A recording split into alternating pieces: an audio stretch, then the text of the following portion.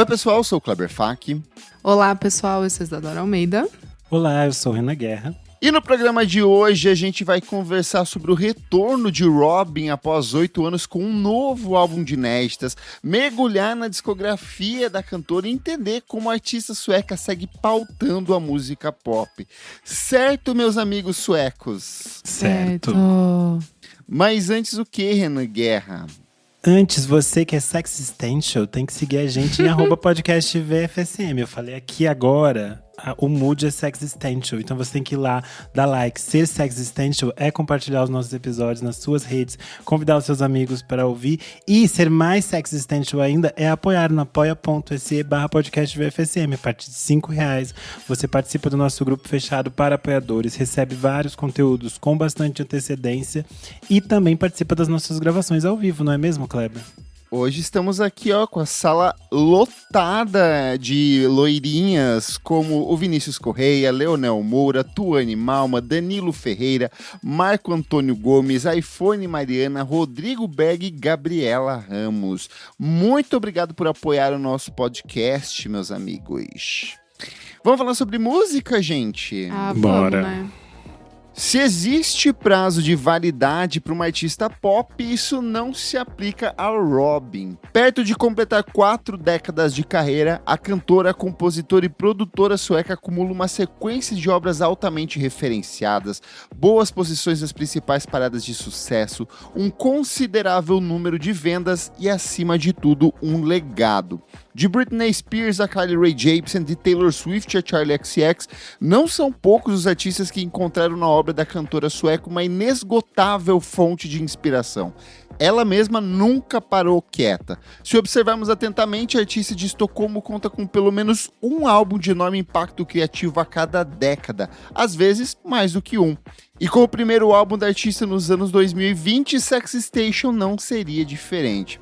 Aos 46 anos, Robyn detalha os próprios desejos, busca por sexo e confessa o tesão que sente pelo ator da Adam Driver, sem necessariamente escapar de temas sensíveis, principalmente aqueles relacionados à própria maternidade e às relações construídas depois dos 40 anos.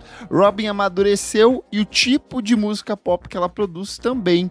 Antes da gente se aprofundar na Robyn, eu queria deixar um aviso de que durante o programa vão entrar algumas vozes, também Sexistential, falando com a gente sobre as suas paixões pela Robyn. A gente reuniu um grupo de pessoas bem diversos, jornalistas, críticos culturais, tuiteiros, músicos, artistas. Algumas gays, pessoas vão garotas. Tem de todo tipo, tem de Isabela Iua, Claudete Gregotti, tem todo mundo aqui, vai aparecer em algum momento pra vocês. Então vão entrar algumas pessoas conversando e falando por que elas gostam tanto da Robyn, ou contando qual foi o disco que fez elas se apaixonarem pela Robyn. Vocês vão ouvir algumas vozes Sexistentials. Meus amigos, 8 anos após o lançamento do último trabalho de estúdio, a Robyn tá de volta com mais um novo disco de inéditas. E que retorno, mamãe veio inspirada aí. E antes da gente entrar na pauta aqui, mergulhar na discografia dela, entender o impacto cultural e a relevância da Robyn, eu queria entender de vocês qual que é a relação de vocês com a nossa loirinha sueca 40+, Isadora Almeida. Gente, a minha relação com a Robyn começou no Body Talk. Acho que foi eu não lembro se foi em 2010 exatamente, ou se foi um pouco pra frente. Eu não ia na aula da Robyn, e eu fui mais ainda depois que vocês, sabe? Tipo, depois que eu entrei pro podcast, eu percebi o quanto vocês gostavam. Kleber, que é, assim, um dos maiores pregadores da palavra de Robyn. E é isso, assim, mas eu também tinha uma conexão mais superficial com a diva, né? Dancing on My Own, tipo, gigantesco, né? Não tem jeito. E é isso, assim. Eu acho que eu comecei já quando ela já tava num lugar mais... um cenário mais pop mesmo, né? Mundial, assim, consolidada. Acho que é isso.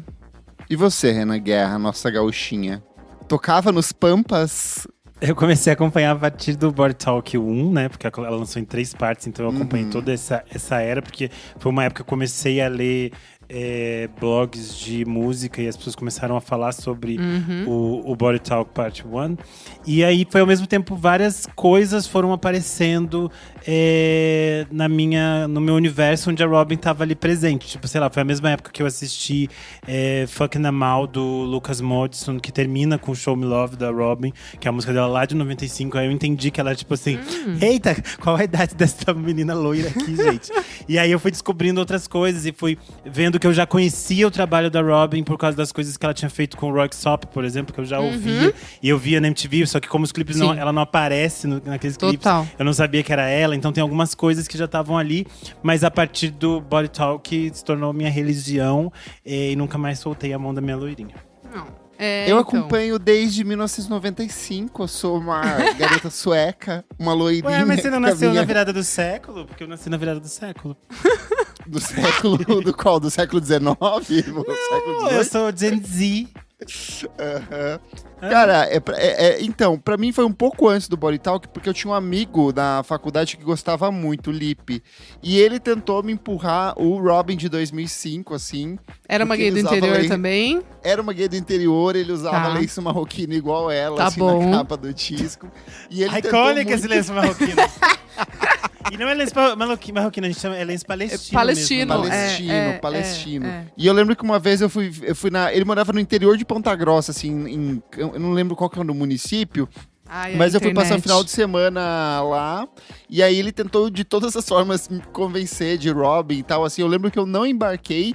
Por outro lado, quando saiu o Body Talk, e assim como o Renan, eu fui acompanhando a cada novo EP, né, porque ele é um disco, ele foi vendido como uma série de EPs depois, só que ela consolida essa ideia de disco, e cara, eu embarquei muito, assim, eu achei um puta álbum final, a sequência de faixas, todos os hits ali, Dancing on My Own, pra mim é uma das grandes canções da história da música pop, é uma música que eu toco sempre no meu set, assim, mas toda essa coisa de o posterior, e aí você vai entendendo o impacto cultural dela, o quanto ela influenciou um monte de gente, o quanto o Blackout da Britney Spears tem várias canções que são vozes dela que foram reaproveitadas ali dentro do disco. Então a mãezinha, ela tem um impacto, ela não tá aí à toa. E como o Renan disse, ela tá aí há muito tempo, ela começou quando ela era muito pequena, assim, ela era uma estrela na Suécia muito antes de ser uma estrela internacional. E segue ainda tão importante hoje quanto na época que ela explodiu, assim, pro mundo. E aí eu queria saber de vocês, quais são as impressões iniciais de vocês do Sexistential? Gostaram, não gostaram? O que vocês sentiram desse disco novo? Eu posso começar porque eu acho que vocês vão falar muito sobre, então... Eu ouvi o álbum umas 3, 4 vezes, eu achei uma delícia. Eu acho que é a Mami fazendo o que ela faz de melhor. Acho bem parecido, assim, com as... É que eu nunca voltei, tá? Tipo, eu nunca ouvi as coisas do começo, eu preciso confessar aqui. Tem que ouvir o de 2005, é muito bom. É bom? Vou ouvir. É bem bom, amiga. É bem bom. E ele faz muita relação com esse disco musicalmente, assim. Legal. Vou, então, ouvir. Eu deveria ter ouvido, né? Pra me aprofundar um pouquinho mais, né? E não dar minha migalha aqui. But, eu gosto muito de quando ela tá mais pensativa, assim. Tipo, a finaleira ali do álbum, sabe? Eu gostei bastante. E é isso, tipo, eu adoro artistas que criam uma identidade muito visível, assim, sabe? Tipo, você ouve e você sabe que aquilo é a Robyn. Tipo, mesmo que você não conheça, toda a carreira dela, você consegue entender por onde ela navega, meio que de onde ela vem, assim. Então, eu gosto muito, porque eu acho que é um álbum bem característico e ela consegue expandir algumas coisas, assim. Eu gostei bastante. Eu fiquei completamente enlouquecido por Sexistential. Eu fiquei só falando sobre isso. Eu só falo Sexistential. Inclusive, os motivos do Nick não participar do programa hoje é porque ele teve uma overdose de Robyn nesse final de semana. Pior que não, porque ele fugiu de mim. Isso que eu fiquei falando com a cachorra dele. Fiquei falando, olha, esse final de semana você quer ser Silly, sad, sexy songs, mas aqui nós somos Sexistential, nós vamos pra pista de dança. E aí, na sexta eu fui pra festa oficial de lançamento do disco no Zig. E aí acho que a experiência de ouvir essas músicas na íntegra, na pista de dança, tipo, é incrível. E aí, na mescla com todas as outras músicas da história da Robyn, traz uma sensação de que eu acho que pra mim é a mais simbólica do disco, que é a passagem do tempo e quanto a gente muda nessas perspectivas. Acho que isso pra mim é o mais bonito do disco, porque a Robyn tá envelhecendo junto com a gente e ela tá falando sobre isso. Eu acho que a gente já viu diversas estrelas pop envelhecerem diante do público, mas é sempre um tema que é meio complexo de ser lidado. Primeiro porque são cobranças muito violentas sobre o corpo feminino, sobre como elas envelhecem perante o público. Acho que isso é muito complexo. Eu acho que a gente tem pessoas que sempre enfrentaram isso de forma muito maravilhosa, como Madonna. Mas no caso da Robyn aqui é muito interessante porque ela tá falando sobre ser uma mãe solo, sobre estar vivendo experiências sexuais, sobre continuar tendo desejos, vontades, liberdades. E é muito interessante como ela faz isso de uma forma extremamente madura, mas também se divertindo muito, bebendo nas coisas que ela já criou, mas de uma forma nova, assim, tem um frescor que é muito bonito de que nós estamos envelhecendo, nós podemos visitar coisas que nós já construímos, mas nós estamos sempre redescobrindo coisas novas, assim, acho que isso é muito bonito. Eu ia até aproveitar isso que você falou, citou Madonna e Bjork, e aí já tentando uma amarra com a próxima pergunta, que seria a questão de o que tem de tão diferente na obra da Robyn em relação a essas outras artistas. Eu acho que o que me fascina nela é o fato de ela tratar sobre assuntos muito sérios, só que sempre com uma leveza. Eu acho que não é necessariamente um deboche, mas ela tem uma naturalidade, uma tranquilidade, uma sutileza, assim, ela parece que não leva as coisas muito a sério.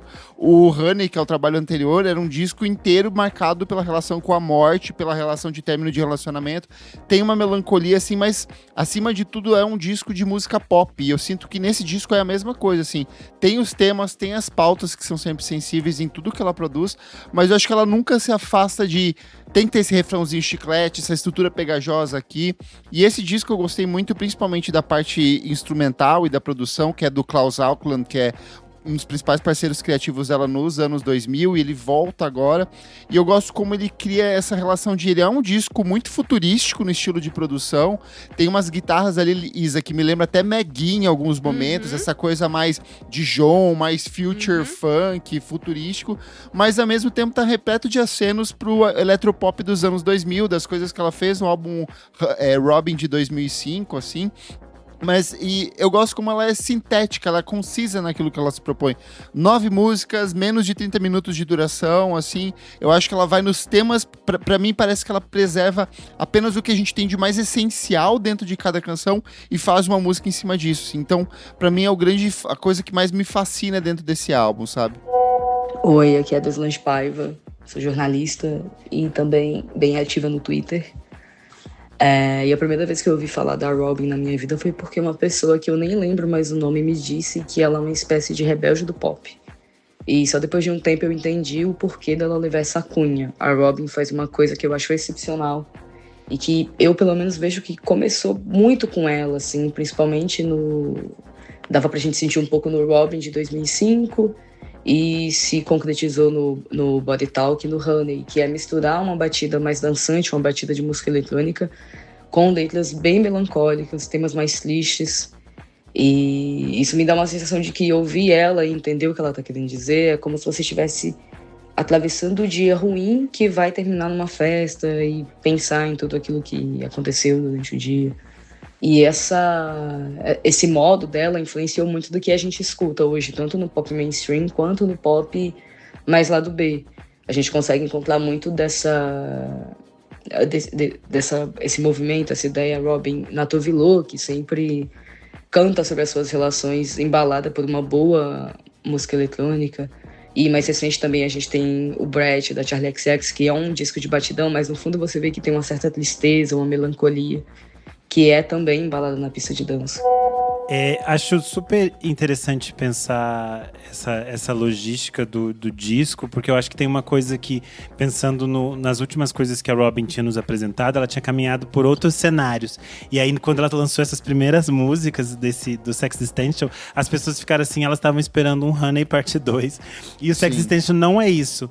É uma outra coisa que eu acho que dialoga com coisas que ela já fez. É extremamente Robyn core, mas tem um outro olhar de alguém que, tipo assim, assim, gente, nós passamos por uma pandemia, ela teve um filho, nós vivemos muita coisa do Honey pra cá. E ela quis de novo dançar com os amigos dela e falar sobre transar e sobre ficar excitada na pista de dança, sobre ter um pouquinho de dopamina de vez em quando. É isso que a minha menina quer. Vocês acham que ainda existe espaço pra Robyn no pop mainstream atual? Ou ela acabou ficando ali nesse espaço de nicho? Existe chance dela ir pra além disso? Ou é o que ela consegue hoje em dia? Eu acho muito mais sólido quando você tem uma base de fãs que tá aberto a dialogar com você, ouvir as suas coisas em profundidade e conversar com isso de uma forma muito bonita, do que você ter um sucesso que pode dialogar com uma massa muito maior e ser passageira. Se eles querem ouvir as coisas da Robyn, tem um monte de homem hétero que faz aí cover da Robyn, o ruim, e eles fazem irritar. Então ouçam esses covers ruins. Mas ela tem um público muito específico que abraça ela muito bem, e aí é de diferentes maneiras. Sei lá, tipo, as gays saindo do show dela em Nova York e lotando o metrô enquanto elas cantam Dance No My Own, sabe, juntas. Tudo. Acho esse vídeo lindo, e sei lá, tipo, ela podendo fazer turnê agora com shows de abertura de basicamente todas as artistas que foram influenciadas por ela. Tipo, exatamente. Da Romy, a OK Lu, da Peaches, a todo mundo junto com ela, sabe? Eu acho que é muito mais ela, tipo, se divertindo com as minhas amigas, com as minhas gays e fazendo a minha festa aqui. E eu acho que isso também traz liberdade. Eu concordo 100% com o Renan, e acho que é isso. Ela chegou num patamar de sucesso que é aquele sucesso de... É esse lugar que ela bateu, né? E ela consegue influenciar artistas gigantescas, radiofônicas, e ela continua tendo uma base de fãs super fiel, que é isso. Até tem um amigo do trabalho que guardou dinheirinho, vai tirar férias e vai viajar pra ver a Mami Robyn, entendeu? Então, assim, acho que isso diz muito, assim, do que é sucesso e do que é conseguir se consolidar num meio tão volátil, ainda mais mulheres, como a gente tá falando aqui, uma mulher já bem madura, que já tem, sei lá, mais de décadas de carreira, assim, é muito legal pensar nisso, que eu acho que ela já chegou num lugar que esse é o sucesso, sabe? Sim. Eu sinto que ela se encontra muito no lugar onde tá a Kylie Minogue, a Kylie Rae Jepsen, de ser, tipo... Elas são extremamente relevantes, extremamente influentes, mas elas não precisam mais ficar se matando pra atender os interesses da indústria, sabe? Se submetendo a, tipo, fazer 1000 feats com 1000 pessoas diferentes pra conseguir bater um número X de venda, sabe? Eu acho que ela tem uma base muito consistente ali, né? E no caso da Robyn, eu acho que tem uma coisa que ela conseguiu escapar dessa logística muito cedo, assim. Sim. É de uma maturidade muito... Quando a gente olha em retrocesso, pensando na indústria pop norte-americana da virada do século, ela conseguiu escapar de forma muito ilesa. E é muito interessante que esse ano ela foi assistir o The Moment do Aidan... esqueci o nome dele. O documentário da Charli XCX. Mas o Aidan também fez algumas fotos pra Robyn. E ela própria falou, tipo assim, os 10 primeiros anos... Aidan Zamiri. Isso, ela foi assistir o The Moment, do Aidan Zamiri, o documentário sobre a Charli XCX, e ela falou, o The Moment é basicamente os 10 primeiros anos da minha carreira, enquanto as pessoas tentavam definir o que eu deveria fazer ou não. E aí é muito engraçado que as pessoas colocaram aquele meme da Robyn saindo do The Moment, e daí colocaram quando a... É tipo em inglês, mas eu vou traduzir aqui. Que é tipo, quando a nossa bisavó tá na sala, ela percebe que a buceta dela é responsável por todas aquelas pessoas na sala.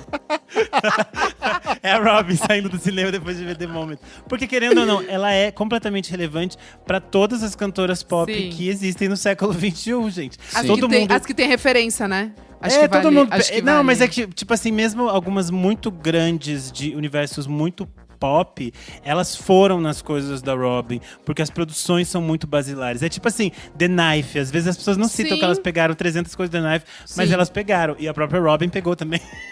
Sim. A gente vai falar disso já já. E para entender a Robyn, a gente precisa olhar para os palcos de Estocolmo nos anos 80. Afinal, ela é filha de diretores de teatro e cresceu justamente entre figurinos e coxias. Só que, como ela mesma disse em entrevista a Rolling Stone, abre aspas, eu não vi o entretenimento como algo glamuroso, mas como um trabalho artesanal, quase braçal. E aos 12 anos ela já era uma voz reconhecida na Suécia, só que o que diferenciava ela de outras jovens artistas artistas era essa questão da autonomia, por ela já vir desse meio artístico, já ter uma liberdade criativa maior, e enquanto muitas outras estrelas teens eram moldadas pela indústria, a Robyn já escrevia as próprias canções ainda muito nova. E como escreveu o Guardian em perfil retrospectivo, abre aspas, ela nunca foi uma tábula rasa para produtores, ela era uma força da natureza que por acaso ainda usava aparelho nos dentes quando ela começou a compor as faixas dela. Então acho que ali vem uma coisa de uma base já muito consolidada, de uma liberdade artística e criativa que vai se refletir durante toda a carreira dela, assim, né? E como a gente comentou na edição número 357 do nosso podcast, Ninguém Faz Música Pop Como os Suecos, a Robyn surge nesse contexto de invasão sueca, com vários produtores jovens se articulando. Lembrando que existe todo um movimento artístico, cultural, educacional na Suécia que contribui para esse fortalecimento criativo desses artistas. E ela assina com a Ricochet Records e ela cruzou o caminho com o Max Martin e o Dennis Pop no lendário o Cheiron Studios, que era meio que esse caldeirão cultural e um espaço físico onde esses artistas da década de 1990 se encontravam. O disco Robyn's Here trouxe hits como Show Me Love, que o Renan comentou, que a crítica da época descreveu como R&B polido com rigor matemático escandinavo, e eu acho que é uma excelente justificativa do que esse tipo de som é. É curioso falando de Show Me Love, só pra citar aqui, eu sei no início o filme chamava Fucking Amal, né? Porque é o nome sueco do filme, do Lukas Moodysson. Mas quando ele foi lançado nos Estados Unidos, como eles são muito puritanos, eles mudaram o nome do filme pra Show Me Love por causa da música. Uhum. É um filme sobre duas adolescentes lésbicas. E essa música também é trilha da Sabrina, a série da Jovem Feiticeira lá, mas a versão dos anos 90. E aí, assim, ela assinou com a Ricochet Records, a Ricochet foi comprada pela BMG e logo essa relação com a gravadora começou a azedar.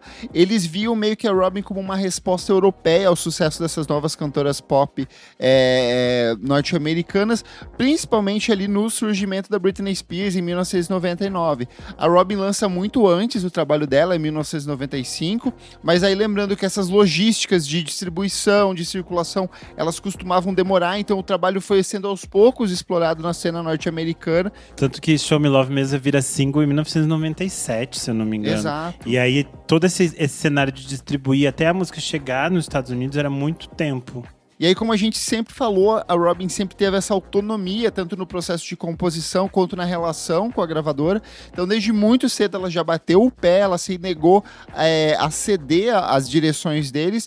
Em uma entrevista posterior à V Magazine, ela revelou: eles me pediam para ser mais suave, mais palatável, mas minha música sempre teve arestas e eu me recusava a lixar. E apesar desses conflitos com a gravadora e esse processo de distribuição que hoje talvez não funcionasse dessa maneira, o Robyn's Here vendeu mais de 1 milhão de cópias somente nos Estados Unidos, figurando em boas posições das paradas de sucesso e fazendo da artista um desses nomes para ficar de olho. O nosso ouvinte Marco Antônio Gomes comentou: Fun fact, Show Me Love foi trilha da temporada de 2004 de Malhação. É isso que a gente tava falando, né? É curioso que as coisas demoram muito tempo. E até esse processo dela, da Robyn, de chegar nos Estados Unidos, ela fica meio sendo namorada por outras gravadoras nesse momento que ela tá estourando nos Estados Unidos, ali na virada do século. E ela só vai assinar com outra gravadora em 2001, que é a mesma gravadora da Britney Spears, né? Que aí a gente pode falar agora mais pra frente. E aí, assim, se no primeiro disco foi sucesso, My Truth, que é o trabalho seguinte, foi um manifesto de independência da Robyn. A Robyn se recusou a entregar uma sequência óbvia e o álbum trazia temas pesados e confessionais. O conflito com a gravadora americana atingiu o ápice quando ela recusou a mudar a letra sobre experiências com aborto e a BMG simplesmente desistiu de lançar o álbum nos Estados Unidos. É interessante que a gente sempre cita nesse universo a relação dela complexa com as gravadoras e o nome da Britney Spears sempre surge. Porque eles tentaram muitas vezes tentar construir como se ela fosse uma Britney Spears.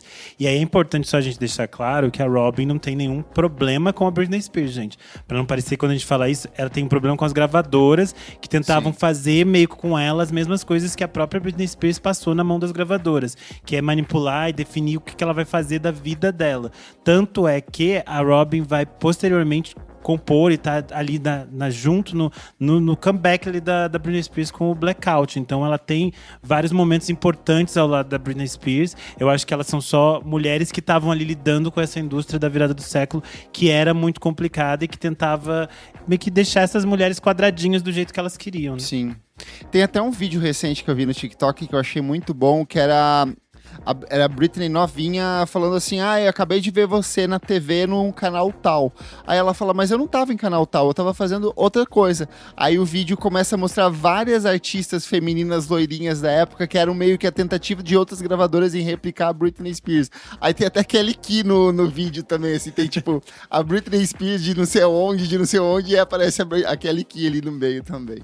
Então, assim, a Robyn era essa tentativa de ter a sua Britney Spears sueca e abraçar um novo mercado ao mesmo tempo norte-americano ali. Refreshing Wild Cherry Cola meets smooth cream. The treat you deserve. Pepsi Wild Cherry and Cream. Treat yourself. LinkedIn is pretty amazing at helping you grow your small business. We cannot make your email response time faster. We can help you sell, market, and hire in one place. We cannot help you find space for your 3 desk drinks. Why do you have 3? And while we can't help you find the perfect volume for your presentation video, LinkedIn can help you find the perfect audience for your business. Grow your small business on LinkedIn. Learn more at linkedin.com/smallbusiness. E aí no trabalho seguinte, o Don't Stop the Music, a Robyn começou a flertar com o que a Pitchfork mais tarde chamaria de pop consciente. Faixas como Keep This Fire Burning mostram uma artista em transição. Ela estava presa a um contrato com uma major, mas o seu coração já batia nos ritmos das raves de Estocolmo, e foi o período em que ela percebeu que para salvar a própria arte, ela teria que comprar a própria liberdade, literalmente. E aí ela funda ali em 2005 a própria gravadora, que é a Konnichiwa Records, e ali sem a pressão dos executivos, ela se une ao Klaus Auckland, que é um dos principais parceiros criativos dela, um dos grandes nomes da produção nórdica, além dos irmãos Dreyer do The Knife, que o Renan comentou também. Então eles formam essa patotinha assim, que não tem lá assim lançamentos tão expressivos, fica uma coisa mais para o universo particular dela, mas é o suficiente porque ela precisava, né? E é interessante porque a gente sempre fala que a mudança da Robyn tá muito baseada no fato das próprias mudanças do The Knife. O The Knife surge em 2001, né, com um disco que acaba não reverberando tanto de forma internacional, que é o auto-intitulado, mas em 2003 eles vão lançar o Deep Cuts. E é esse disco que aproxima a Robyn dos irmãos Dreyer, e aí eles vão fazer essa junção que é muito importante para o universo da música pop sueca, e vai meio que remodelar algumas coisas ali que são muito, muito simbólicas. E é interessante que um dos marcos para quebra de contrato da Robyn com a BMG é a faixa Who's That Girl, que é produzida pelo The Knife, e que a BMG falou que realmente não tinha gostado daquela faixa, que não queria lançar aquela faixa. E ela é uma das faixas mais simbólicas do disco que a gente vai falar agora na sequência, que é o disco que marca meio que essa mudança da Robyn, que é o Robyn de 2005, né? Perfeito. E a NME escreveu na época que o disco era, abre aspas, o som de uma artista quebrando suas correntes e transformando os estilhaços em diamantes para as pistas de dança. Tudo. Eu achei isso aqui uma canetada maravilhosa. Sim. E eu acho que é exatamente isso, assim. Ele é um disco bem exploratório. Você tem ainda elementos daquela Robyn que flertava com esse pop dançante dos anos 90. Tem elementos da Robyn que vai pro R&B do começo dos anos 2000, que é uma coisa bem característica ali do disco anterior, né, do Don't Stop the Music, é uma coisa bem mais americana, mas tem ela experimentando com o pop, assim, tem umas canções bem minimalistas, os dois principais singles, né, Be Mine e Every Heartbeat, eu acho que eles são bem emblemáticos do tipo de música pop dessa época. Sim.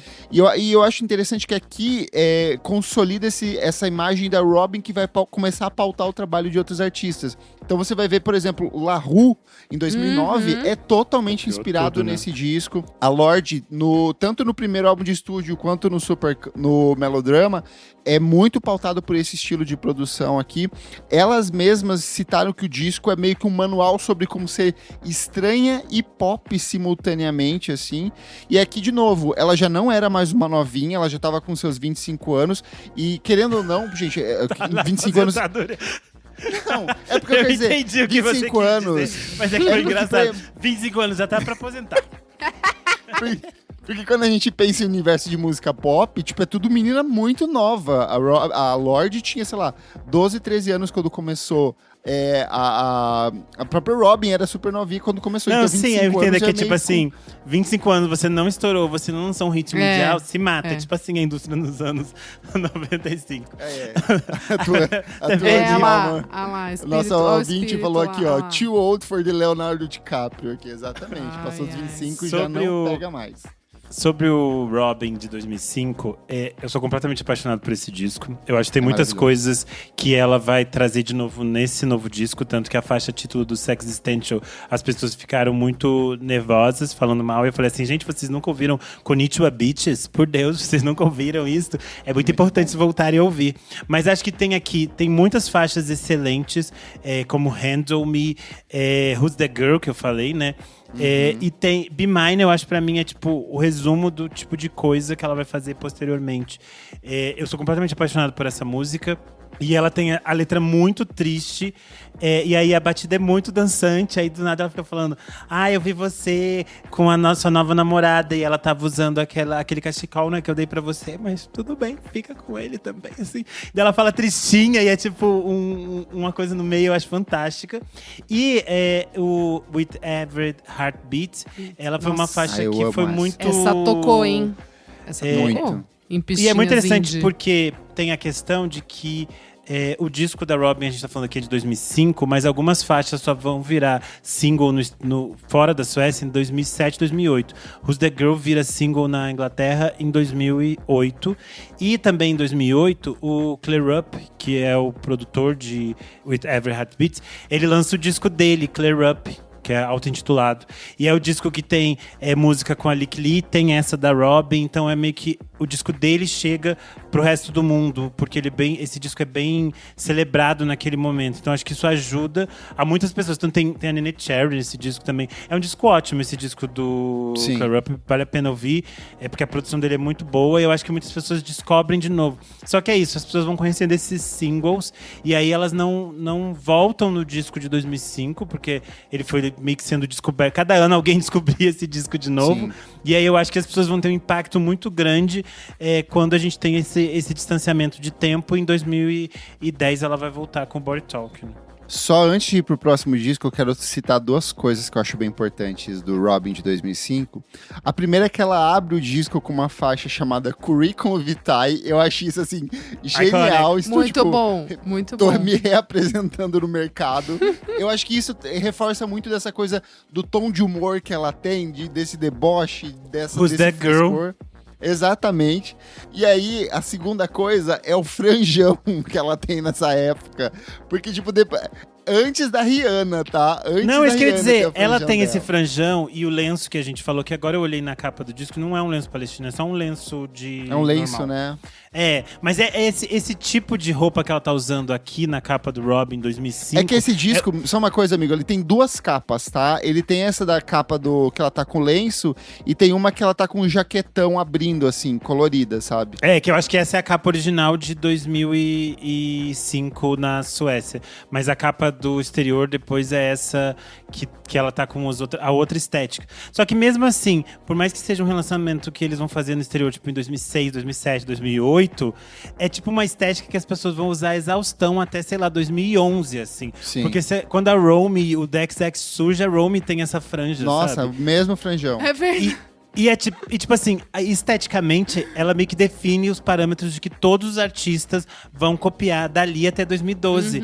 Porque eles fazem os mesmos tipos de clipe. Você assiste o clipe de Konnichiwa Bitches ou o clipe de Handle Me. É tipo assim, todos os artistas têm um clipe daquele jeito depois, é muito indie sleaze, assim, blog era. É total. E é muito interessante. Pós aquele rock sujo que a galera vai indo pra pista, assim, tipo... E é interessante porque, inicialmente, 2007, 2008, 2009, tem muitos artistas indie que copiam isso. Então toda aquela Sim. coisa meio cena Brooklyn, Nova York, vai copiar New essa estética da Rave também. Só que depois tu chega nos cantores pop, tipo, posteriormente a Kylie Minogue vai estar fazendo clipe que nem essas coisas que a Robin tava fazendo. A La Rue é tudo copiado e chupinhado, né?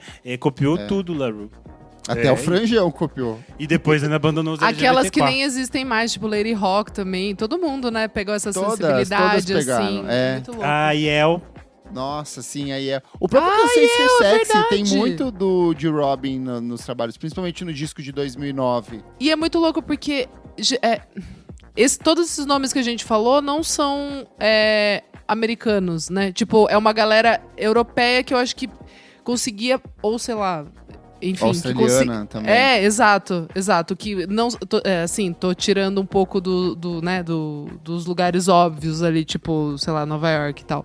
Esses nomes são artistas que acho que também conseguem se identificar, porque eu acho que a Robin, ela traz uma... Como eu posso explicar? Eu acho que tem alguma coisa gelada nesse pop dela que ela consegue extravasar na pista de dança, sabe assim? Me parece que o ambiente que ela vive consegue trazer mais camadas e mais... E uma sensibilidade que talvez no dia a dia não é aflorada. E por isso que ela consegue transmitir na música e na pista. Eu não sei, eu imagino um pouco disso, assim, que o dia a dia nesses países tão frios devem ser um pouco angustiantes, mesmo que a pessoa, né, tenha nascido lá. E, sei lá, a arte acaba trazendo esses sentimentos que ficam reprimidos no dia a dia, assim. E eu acho que ela conseguiu se conectar com essas pessoas desses outros países muito por essa sensibilidade de sentimentos que não necessariamente consegue transmitir num sorriso ali na rua, sabe? Tipo, que é o nosso calor brasileiro, por exemplo. E eu acho que também tem a relação de Profunda. conexão de você ter alguém mais próximo de você falando outras coisas Sim, de uma forma exato. diferente, que às vezes é mais esquisita e você se identifica mais. Exato. Fun fact que eu citei a Yel, em 2009 elas participam juntas de um projeto do iTunes na época, em que a Yel grava uma versão em francês de Who's That Girl e a Robin grava a Comme des Garçons, que é da Yel. Amigas e franceses.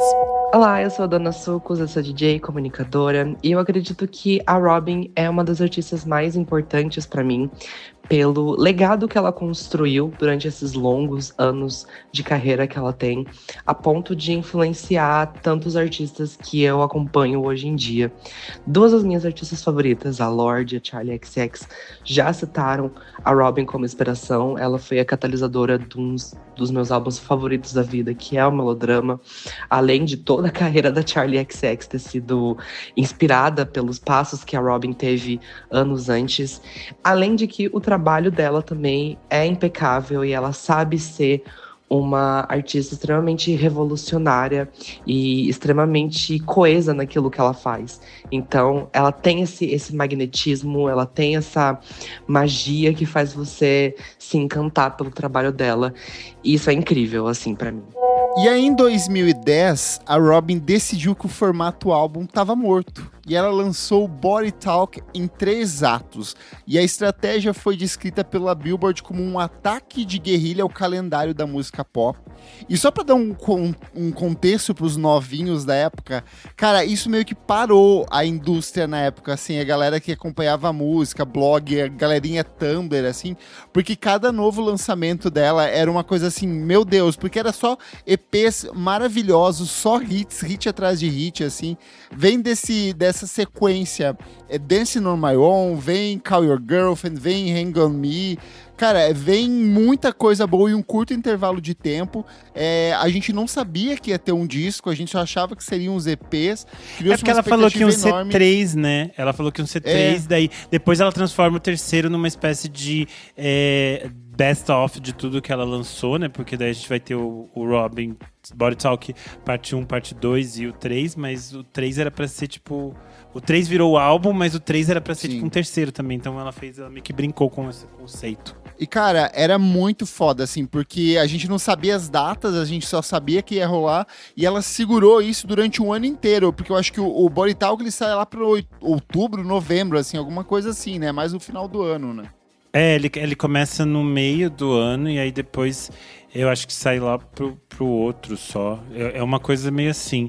A grande questão pra mim, eu acho que tem uma coisa estética, que é de novo aquilo que eu falei. Se aqui em 2010 as pessoas estavam fazendo aquilo que a Robyn já vinha fazendo desde 2005, ela cria outra estética que as pessoas vão copiar depois de novo.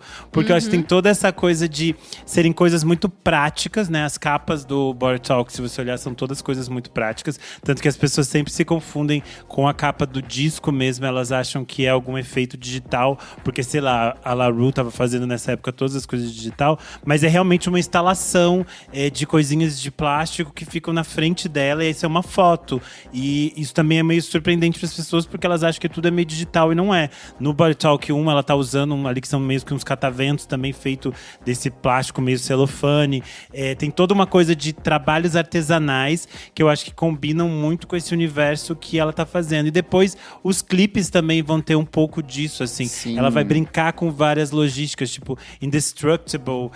Tem aqueles canos que percorrem ela com líquido. Eu acho que tem o jogo de You Should Know Better, que tem ela e o Snoop Dogg. Eu amo essa. E tem atrizes que interpretam eles e elas são parecidas com eles, são meio os opostos, meio semelhantes.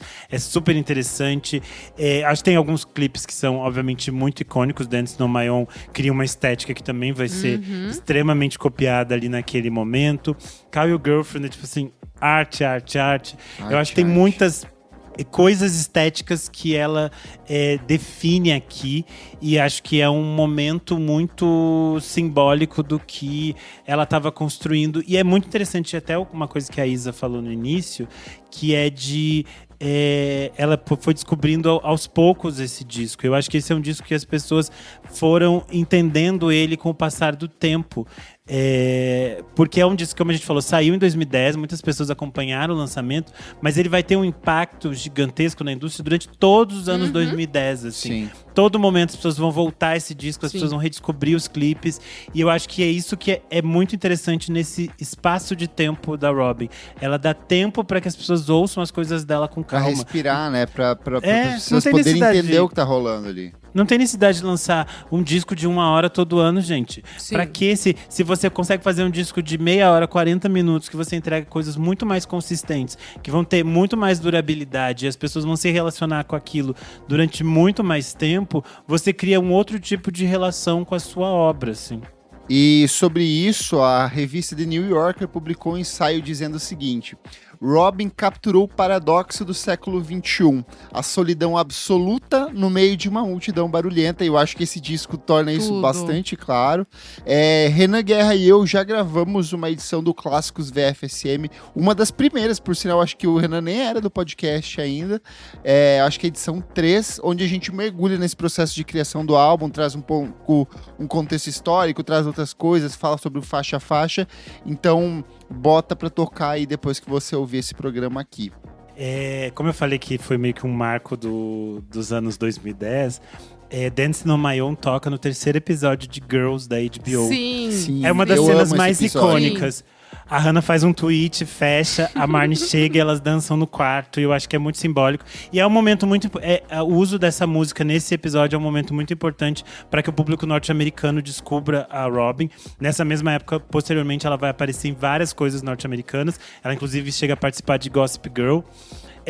E é muito interessante porque para Robyn foi muito importante esse uso de Dance No My Own em Girls, que posteriormente, quando a Lena Dunham está escrevendo a última temporada de Girls, ela manda uma mensagem para Robyn e pergunta se a Robyn teria uma música nova, para alguma música que ela pudesse ser usada em Girls. E aí, basicamente, no 6º episódio da última temporada de Girls, toca uma versão de Honey, que é uma versão única que só existe naquele episódio, que a Robyn fez, finalizou, não estava finalizada a faixa, ela finalizou especialmente pro episódio de Girls. A Hannah tá assistindo um filme feito pelo Adam Driver, e é muito interessante porque a Robyn escreveu o quanto ela era apaixonada por Girls, quanto ela era apaixonada pela forma como a Lena Dunham escrevia essas mulheres tão complexas, e pra ela era muito bonito que ela pudesse fazer parte dessa história. Então eu fiquei assim, que lindo as minhas duas mães. Inclusive, recomendo muito que vocês ouçam também outro podcast, que é o Song Explorer, sobre o Honey, onde a Robyn detalha todo esse longo processo de composição da faixa, as histórias por trás, as diferentes edições que rolaram ali. É uma das edições mais bonitas para mim da história do Song Explorer. E como o Renan falou, após o Body Talk veio o silêncio e o luto. A morte do Christian Falk, que era um dos principais parceiros criativos dela, e o fim de um relacionamento longuíssimo a levaram ao hiato de 8 anos. Ela buscou refúgio na terapia e na cena clubber underground, então ela colaborava ali vez ou outra com um artista ou outro, saiu uma participação ali. Ela tem aquele EP maravilhoso com o Röyksopp, que é o Do It Again, que eu acho que tem muitas das sonoridades que ela vai explorar no Honey. Monument é tipo assim, uma das melhores faixas deles pra mim, eu sou completamente apaixonado. Esse EP é muito bom, gente, ouço. E aí, quando saiu o Honey, a surpresa foi geral. Não havia mais batidões óbvios e refrões totalmente pegajosos. A Pitchfork deu o selo de Best New Music, afirmando que, abre aspas, Honey não é um disco para se ouvir, é um disco para se habitar. E a Robyn descreveu o processo ao New York Times como, abre aspas, aprender a ser suave novamente. E o disco era líquido, sensual e profundamente maduro, provando que ela não precisava mais gritar para ser ouvida. E esse disco, assim, ele mexe muito comigo. Na época que ele saiu, eu tinha acabado de terminar um relacionamento e eu fui meio que abraçado por esse disco. Eu lembro de chorar na academia ouvindo esse disco quando ele saiu, assim. E eu acho que ele é um trabalho muito sensível, é uma outra perspectiva de pop. As músicas são mais fragmentadas, algumas são mais etéreas. Ela trabalhou são mais longas, né? Elas têm longas, outro tempo. assim. Outro tempo, são muitas camadinhas. Você vê que o tempo que ela se afastou o tempo de um disco para o outro não é porque ela simplesmente parou de fazer música, é que ela foi reinterpretando o jeito de fazer música, ela foi retrabalhando as coisas numa medida de tempo muito particular, e eu acho que isso é sentido durante toda a execução do álbum. A relação do luto, a relação com os amores que não deram certo, a saudade, são elementos que voltam o tempo todo, mas ao mesmo tempo tem algumas coisas super pop, assim, tipo Send to Robyn Immediately, assim, são faixas curtinhas, bonitinhas e que, de novo, reposicionam o jeito dela de fazer música pop. Pode ver que nessa nova geração de artistas de música pop agora, as coisas são mais etéreas, são mais quebradiças. A própria onda do novo pop nórdico, do pop dissociativo, que a gente já comentou bastante ano passado, eu acho que vem muito pautado por esse estilo de composição e de produção que ela apresenta a partir desse álbum, que eu acho fantástico. A capa, a estética também é tudo pra mim nesse. Olá, eu sou o João Gabriel, sou redator e curador musical. Alguns de vocês devem me conhecer como Claudete Gregótica. E eu adorei a pergunta porque foi no Honey que eu me aproximei mais da Robyn, né? Eu conhecia já, sei lá, algumas músicas aleatórias, como Show Me Love, Call Your Girlfriend e etc. Mas eu não era tão próximo da Robyn. Eu lembro que quando o Honey saiu, eu demorei um tempinho, acho que, sei lá, uns 4, 5 meses pra ouvir o álbum. E eu lembro que eu tinha achado, o que mais me pegou foi essa coisa melancólica e ao mesmo tempo música de pista. Eu lembro que a primeira vez que eu ouvi a Send to Robyn Immediately, eu fiquei vidradaça, porque eu fiquei pensando, cara, que música, né? Que música do caralho. E acho que a programação do álbum, as progressões, né? Tá, tem músicas como Missing You, Send to Robyn Immediately, e tem aquela beat, que eu nunca sei falar a segunda parte da música. Eu gosto muito desse álbum, acho que tem uma coisa de pista, tem as influências oitentistas muito claras, mas tem uma preservação da melancolia e dessa coisa de chorar na pista, que foi como eu conheci a Robyn com Dancing on My Own. Então eu lembro que esse álbum saiu em 2018, ali no finalzinho, eu acho que eu cheguei nele no começo de 2019, e desde então é um álbum para o qual eu sempre retorno, porque tem muitas coisas nele que, primeiro, me agradam, e segundo, são a referência máxima que eu tenho da Robyn, né? Então eu curto muito. É muito interessante pensar a Honey como meio que essa base para muitas coisas que vão vir posteriormente. De novo, porque eu acho que existe um tempo tanto da Robyn produzir, mas também um tempo do público maturar esse trabalho. Ele é um trabalho que sai em 2018, ele tem ali um impacto muito grande, é talvez um dos discos mais aclamados da Robyn pela crítica, mas o público que vinha esperando tipo, uma outra Dance on My Own, eu sinto que muitas pessoas tiveram um certo distanciamento inicial. E é muito interessante como esse disco cresceu para muitas pessoas durante a pandemia. Sim. Eu acho que o distanciamento social, a gente tá trancado em casa, o tempo que era outro, a falta da pista de dança, acho que tudo isso conectou as pessoas de uma outra maneira com os temas que eram muito mais delicados desse disco.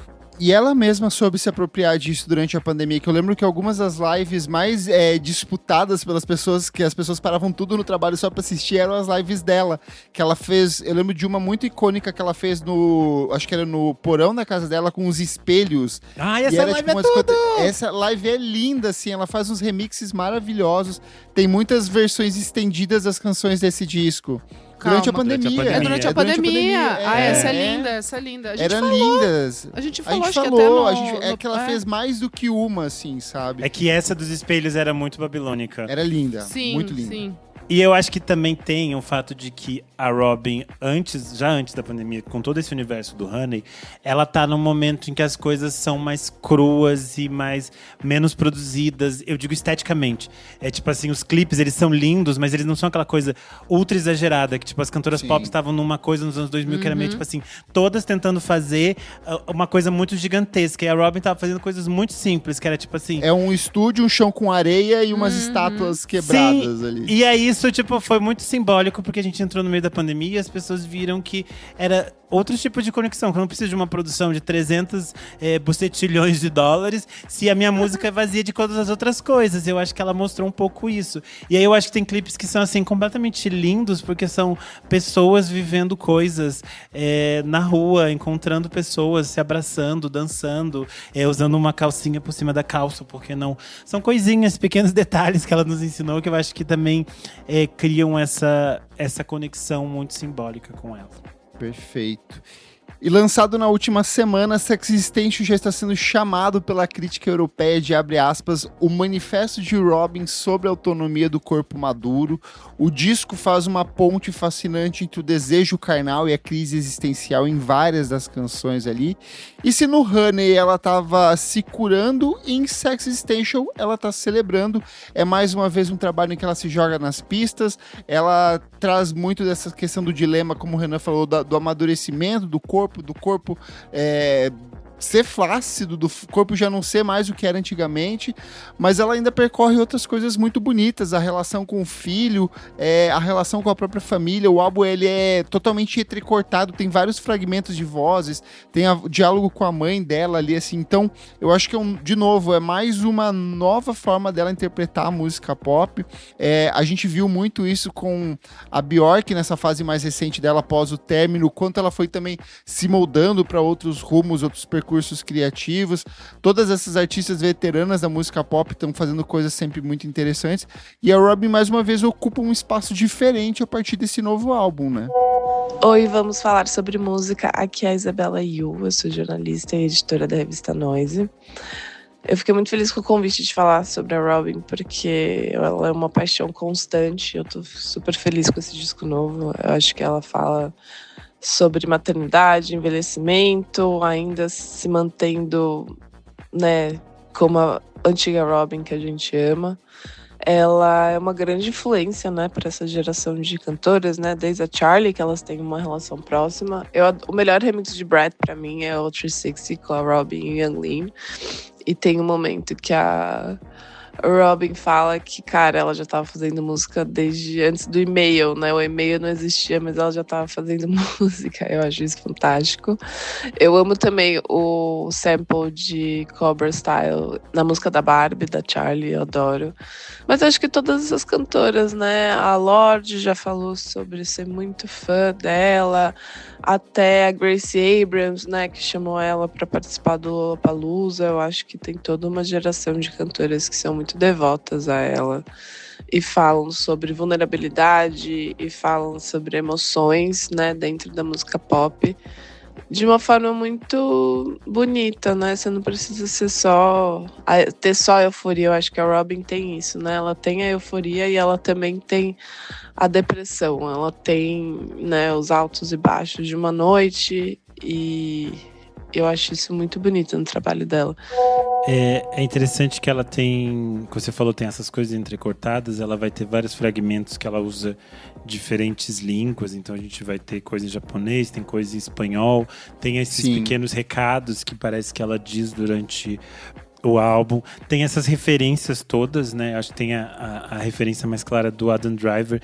E achei engraçado quando as pessoas falaram assim: ela confundiu o Adam Driver com o Adam Sandler, mas não, ela faz uma piada na frase. É porque ela fala assim: a minha doutora perguntou com quem que eu gostaria de ter um filho, quem seria tipo meu doador, e dela fala Adam Driver, de novo a relação ali com Girls.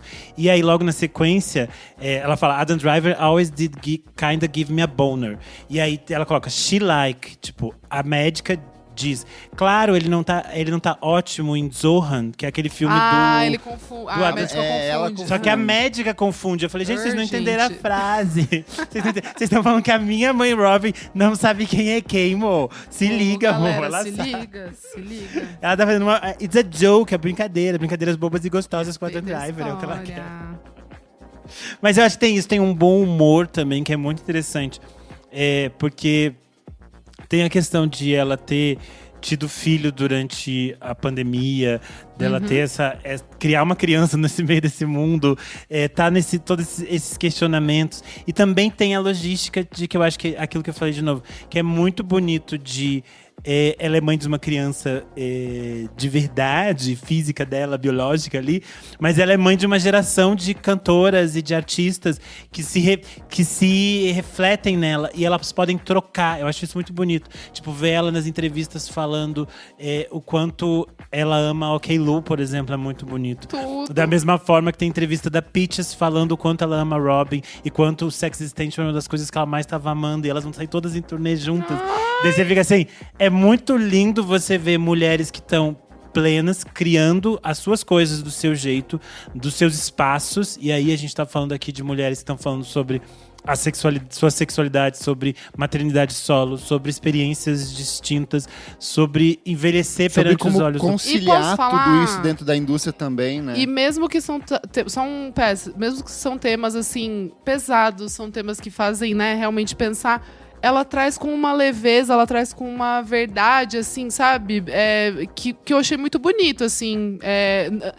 O que eu quero dizer é que ela não trouxe o peso pra isso, sabe? Pra forma de arte que ela tava colocando pras pessoas. Ela trouxe realmente como uma verdade dela e, tipo assim, galera, bora dançar, sabe? Tipo, eu achei muito bonito. Tem uma perspectiva dela entender a beleza e a dor e a delícia, digamos assim, da realidade. Sim. E eu acho que por isso, pra mim, é tipo tão absurdo ela abrir o disco com Really Real, porque eu acho que é essa representação, assim, que ela meio que tá ali com alguém, mas ela quer sair, e aí quando chega nesse verso específico que ela conversa com a mãe, que ela fica, mãe, que horas, qual é o horário aí onde você tá? Não se preocupa, você pode me ligar a qualquer hora. E daí ela usa um termo em sueco que é tipo meio que como se fosse um querida, uma amada, uma coisa meio para pessoas que são muito próximas. E aí ela só pede pra mãe, tipo, faz um chá e vai dormir. É tipo, uma coisa meio assim, quando você diz pros seus amigos, me avisa quando você chegar em casa, sabe? Uma coisa meio assim. Eu acho que tem uma...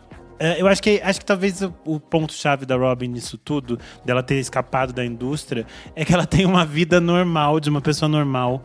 E ela consegue escrever sobre coisas que são muito próximas da gente. Alguns artistas assumem um espaço que eles vivem numa redoma, distanciados do mundo real. E aí você vê a Robyn colocando ali, tipo, ela mandando um áudio pra mãe dela, perguntando que hora é aí, sabe o que você tá fazendo. Tem umas crianças pra cuidar aqui, também queria dançar, transei com um cara do aplicativo que não foi tão bom.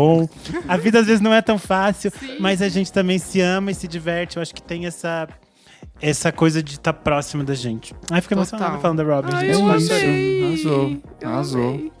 E você que tá ouvindo, o que você achou do Sexistation, novo álbum da Robyn? Já conhecia a cantora? Não conhecia? Passou a conhecer a partir de agora? Conta pra gente lá nos comentários dessa edição no Spotify, no Instagram, que a gente lê na próxima semana. E é isso! Vamos pro próximo bloco do programa. Não paro de ouvir.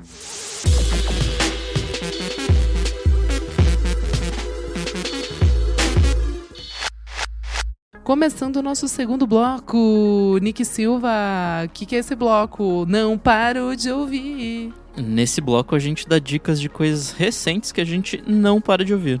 Nick Silva, então o que você traz de dica? Ao contrário das outras semanas, essa semana até que eu tenho bastante dica. É o mínimo, né? Já que não participou do bloco principal, tem que fazer alguma coisa. Mas eu acho que semana passada, o dia 27, né? Foi Teve bastante coisa.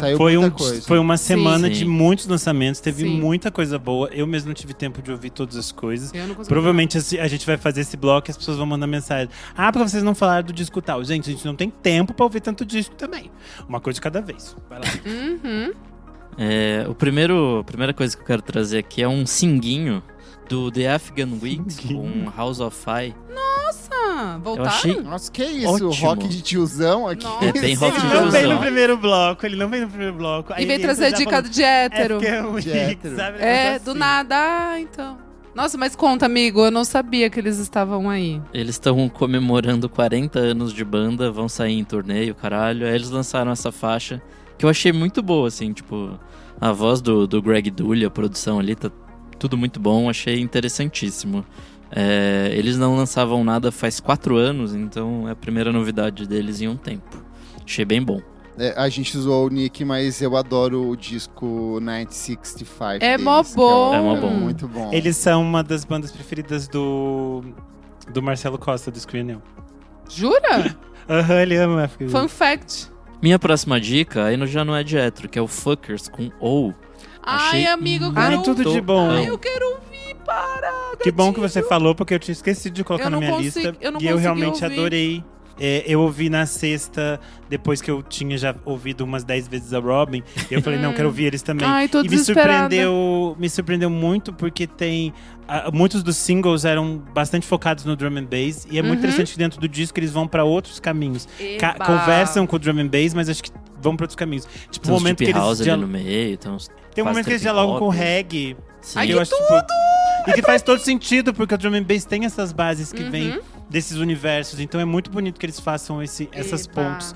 E eu fiquei muito feliz com esse disco. Tô Eu desesperada não pra sabia ouvir. que a produção é do Kenny Beats. Achei Amigo, interessante. sim. O cara tá dando, só bola dentro, hein? Caceta. É que ele não tá assinando como Kenny Beats, ele tá assinando com outro nome agora. A gente Kenneth falou, Bloom. não falou? A gente falou até disso, acho que em algum Mas, miga, episódio. tipo, é muito bom, assim, é muito divertido, Ai, é, que tipo, tudo. Eu hedonista, é preciso disso. pista, Ai, engraçado, amo. muito bom. Vamos aqui pra Antônio Neves e Thiaguinho Silva com Nas Ladeiras de Santa Teresa. A gente já tinha falado Bom. de vários dos singles que tinham saído aqui, e o disco, assim, é maravilhoso. Acho que segue todas as coisas que a gente já tinha visto nos singles, de ser essa coisa, tipo, samba e jazz, totalmente boêmio, totalmente carioca. A faixa com o Joca é de longe a melhor, assim, achei muito interessante. É muito bom mesmo, assim, curti muito. Um que eu ainda não sei muito o que pensar é o Catriel e Pacamoroso com Free Spirits. Ai, não fiquei com vontade de ouvir, sabia? Ai, puta, single com o Jack Black em 2026 é foda, né? Então, eu não entendi. Eu não sei se eu não entendi qual que é a leitura que é pra fazer, qual é a piada, se eu não peguei Então, a piada. é a sequência da piada do Papota, assim, tipo, ficamos muito famosos e agora o que a gente faz? Nossa, Sei lá, tem momentos ali do disco que funcionam muito bem, tem outros que nem tanto, assim. Esse é um disco que eu acho que eles se libertam mais, eles são espíritos livres, como diria o título, mas eles vão pra um lugar muito diferente, assim, tipo, é mais caótico do que o disco anterior, não sei, assim, tipo, eu gosto, mas o primeiro disco e o EP subsequente é, assim, infinitamente melhor que esse. É que eu acho que não precisava ser, sei lá, né? Mas daí também ia perder o tempo Perder da o piada. timing, né? Enfim, não sei. Enfim, vale a pena ouvir se você gosta da dupla, mas não é nada demais, assim, tipo... O primeiro disco eu ainda acho bem mais legal. Mais uma coisa aqui que eu achei muito interessante é o McCluskey, um trio galês de noise rock e post-hardcore, que tinha acabado há um tempo e aí eles voltaram. Eles lançaram um mini álbum que é bem legal, chama I'm Sure Getting Sick of This Bowling Alley. Enfim, é tipo 14 minutinhos, caótico, energético, um humor meio bizarro. Achei bem legal, assim, tipo, vale muito a pena se você gosta de um bom rock. E no meio disso, né, eles estão velhos e eles fazem reflexão sobre paternidade, sobre passagem do tempo. Mas tudo isso regado a uma coisa, tipo, bem barulhenta e noisy.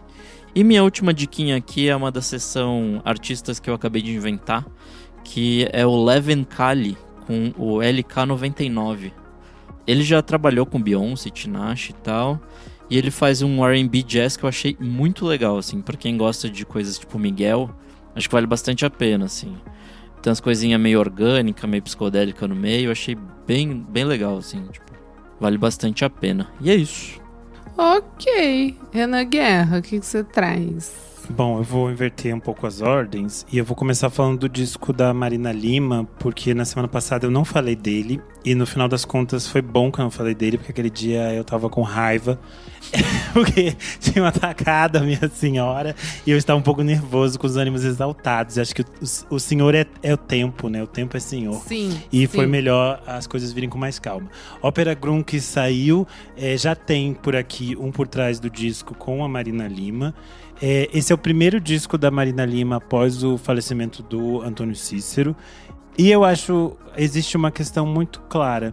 A Marina Lima, se ela quisesse, ela poderia viver fazendo show de hits e ela cantaria as coisas dela. Repertório ela tem pra fazer show de 5 horas se ela quiser só de hits. Isso a mulher tem na bolsa. Só que o ponto é, desde sempre, a Marina Lima foi uma pessoa inquieta e que está interessada em outras coisas. E os discos dela dos anos 2000 sempre provaram isso. E às vezes, se as pessoas estão procurando um disco dos anos 80 na Marina Lima de hoje, obviamente elas não vão encontrar, gente. Aí você pode ouvir os discos dos anos 80. Ópera Grum, que tem ruídos, tem questões. Ela é uma mulher de 70 anos procurando entender como lidar com o luto, como perder o seu principal parceiro criativo e como dialogar com outras pessoas. Eu acho que tem momentos muito bonitos no disco, quando, por exemplo, ela cria diálogos com a Adriana Calcanhoto, que ela entende que era outra grande parceira geracional do Antônio Cícero. E aí elas compõem uma música juntos e elas cantam uma música juntas. Então acho que isso é muito bonito. E gosto muito quando ela se conecta a artistas novos e que tensionam ela para outros espaços. Acho o encontro dela com Ana Frango Elétrico muito bonito. Acho que é a minha faixa preferida do disco, Um Dia na Vida.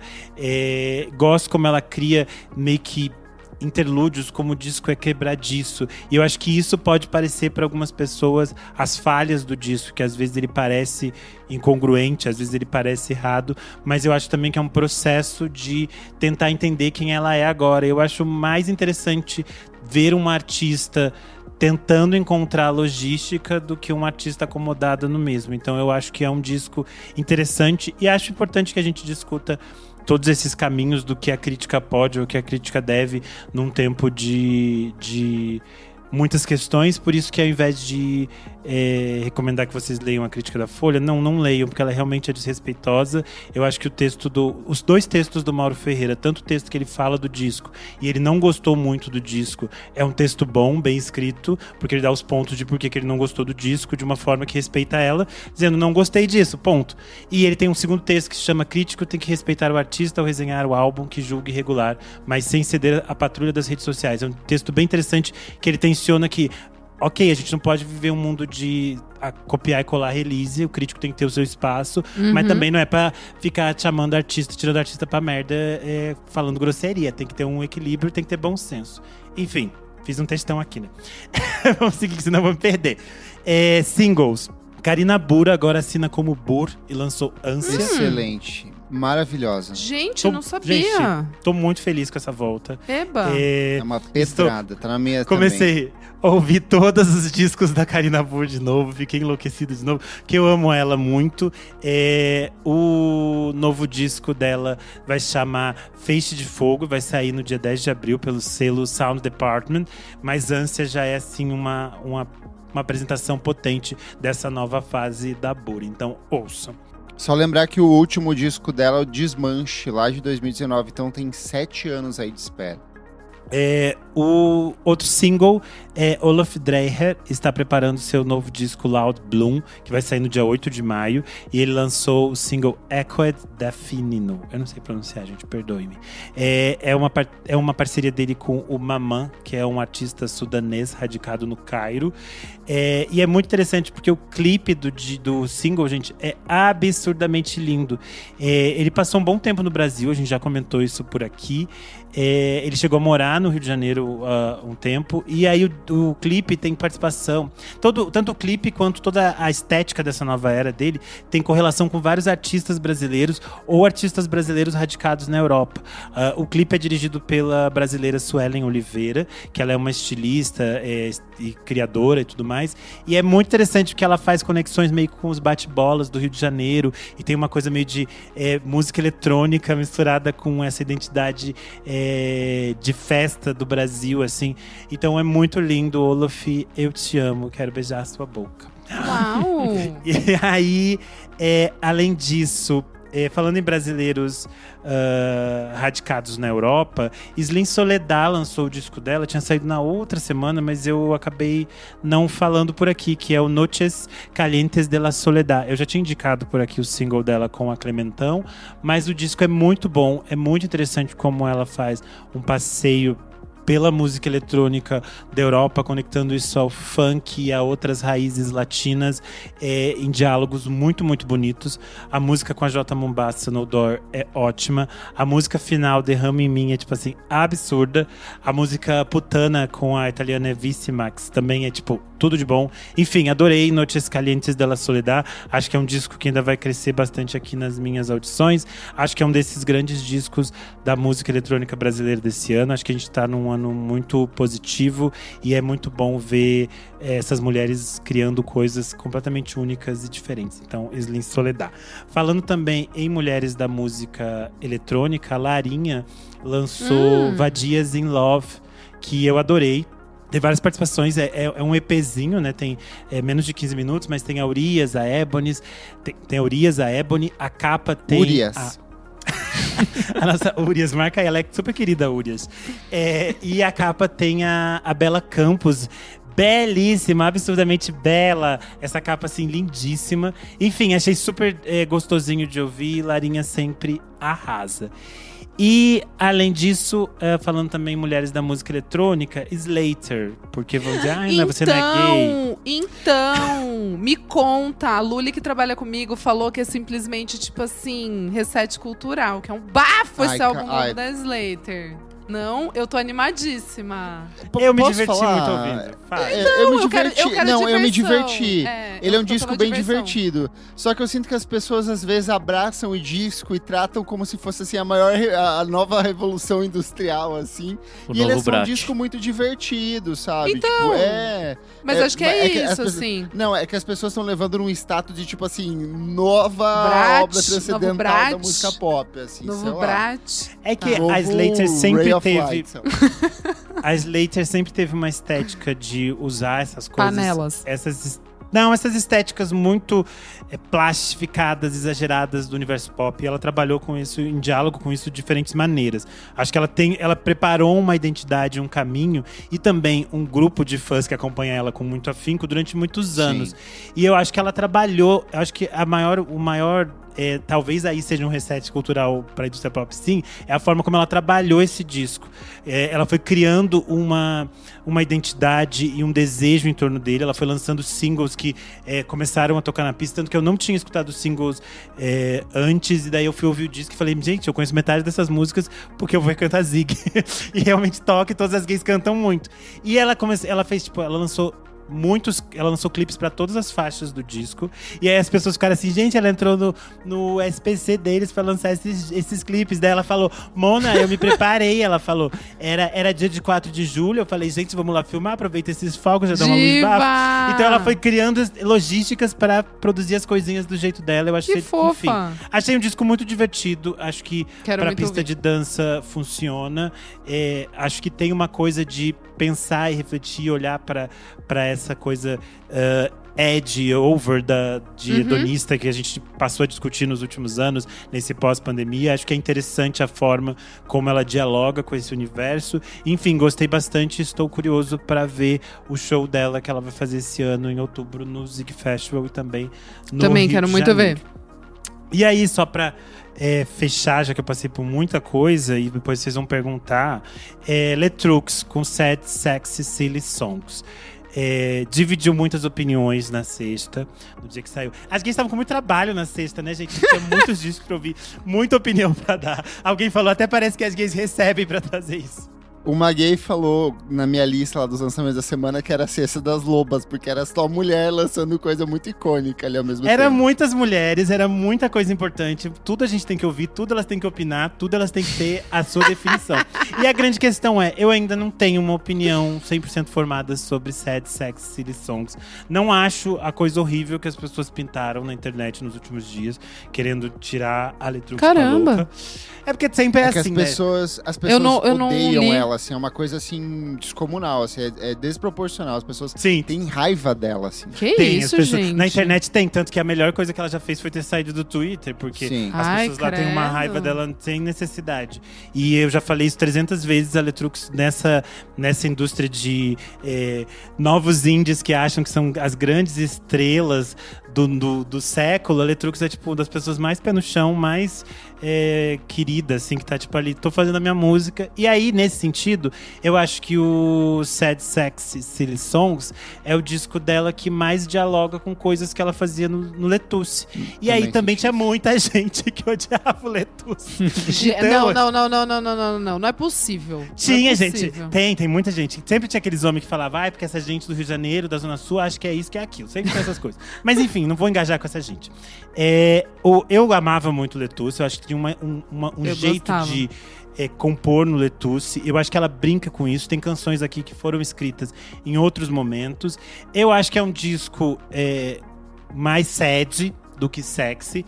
E silly, acho que ela brinca com essas coisas. Então, por ser um disco mais sad, e eu estava muito sexistential, eu só fiquei ouvindo sexistencialidade. Só fui para as coisas mais fritação. E aí, então, acho que provavelmente agora, essa semana, a gente grava o episódio na segunda, gente, pra quem tá ouvindo na quinta. Durante essa semana eu vou ter que trabalhar, né? Presinha antes do feriado, aquela tristezinha. Vai ficar mais Pascoal. sad. Aí vai ficar mais sad, aí eu vou ouvir mais Pascoalina, entendeu? Aí eu devo ouvir de novo e aí eu provavelmente vou ter opiniões mais formadas. É isso, falei demais hoje. Nossa, hablou mesmo, hein? Tinha muita coisa, tenho culpa. Kleber Fax, você quer ir? Vou bem econômica, né? Não quero ocupar mais espaço aqui hoje. É bom. Aí depois, quando a gente é econômica, você reclama. Hoje a gente veio grandona, assim, eu trouxe um dicão. Que dicona mesmo.